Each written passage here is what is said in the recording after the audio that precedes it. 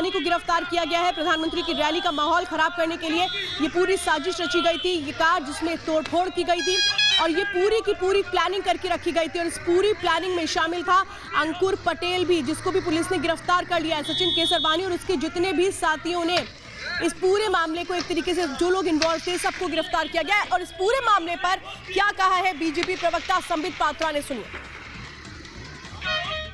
एक कार थी जिसमें भारतीय जनता पार्टी के पोस्टर लगे हुए थे, उसमें कुछ स्टिकर्स कमल के लगे हुए थे और माननीय प्रधानमंत्री जी का भी एक पोस्टर गाड़ी के पीछे लगा हुआ था। और बीच चौराहे में गाड़ी को रोक करके लाल टोपी पहने सपा के कार्यकर्ता उस गाड़ी को तोड़ रहे थे।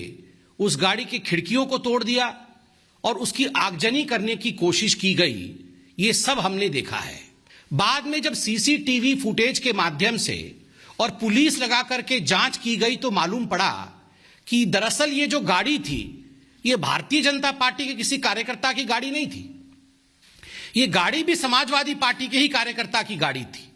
ये गाड़ी समाजवादी पार्टी के छात्र सभा के दूसरे नेता जिनका नाम अंकुर पटेल है, ये उनकी गाड़ी थी। समाजवादी पार्टी किस प्रकार से उस रैली में एक तरह से उस रैली को खत्म करने की साजिश, उस रैली में दंगा भड़काने की कोशिश, शहर में दंगा भड़काने की कोशिश कर रही थी ताकि प्रधानमंत्री नरेंद्र मोदी जी की रैली पे उसका असर पड़े। तो संबित पात्रा जो साफ तौर पे कह रहे थे कि इस तरह से एक बड़ी साजिश रची गई समाजवादी पार्टी की ओर से। और कानपुर से मेरे साथ मेरे सहयोगी वैभव इस वक्त जुड़ चुके हैं। वैभव, जिस तरीके से सचिन केसरवानी को गिरफ्तार किया गया, एसपी नेता सचिन केसरवानी को, जिसका इन्वॉल्वमेंट इस पूरे मामले में नजर आता है, उससे पूछताछ में क्या सामने आया? बिल्कुल, आपको बता दें कि पूछताछ सचिन केसरवानी से लगातार जारी है। इसके पहले संबित पात्रा ने जब प्रेस कॉन्फ्रेंस की, संबित पात्रा ने प्रेस कॉन्फ्रेंस करके ये कहा कि साजिशन ये पूरी घटना को अंजाम दिया गया और कोशिश यही थी कि कैसे भी करके माहौल बिगाड़ा जाए और माहौल बिगाड़ने के चलते पूरी प्लानिंग से इस पूरी वारदात को अंजाम दिया गया। क्योंकि शुरुआत इसकी तब होती है जब एक ऑल्टो गाड़ी बीच रास्ते से आती हो। उस ऑल्टो गाड़ी पर भाजपा यानी बीजेपी का जो है वो पोस्टर लगा रहता है।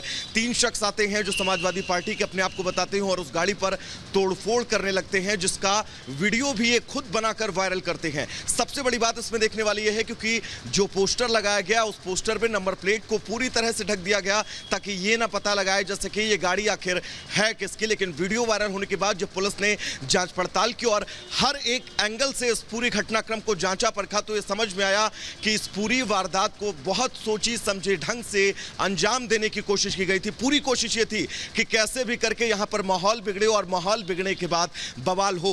कहा यह भी जा रहा है कि इन आरोपियों को जब ये पता लगा कि अब तार पुलिस के इन तक पहुंचने वाले हैं तो ये कार स्क्रैप कराने के भी पूरी तरह से जुगाड़ में थे कि कैसे भी करके कार को नेस्तनाबूद कर दिया जाए और जिसके बाद फाइनेंस से पैसा निकलवाकर नई कार खरीद ली जाए। लेकिन पुलिस ने लगातार छापेमारी की। कल रात को कार के जो मालिक है उनको गिरफ्तार किया गया, जिसके बाद कहा यह जा रहा था कि सचिन जो है वो लखनऊ फरार हो चुका है। सचिन को लेकर लगातार छापेमारी जारी थी, जिसके बाद सचिन समेत अब तक 4 लोगों को गिरफ्तार कर लिया गया है। कोशिश यही की जा रही है कि पूछताछ में क्या निकलकर सामने आता है। क्या मानता है सचिन केसरवानी की उन लोगों ने एक प्लानिंग की थी और ये इस प्लानिंग में और भी कई लोग इन्वॉल्व थे? चलिए आपसे आगे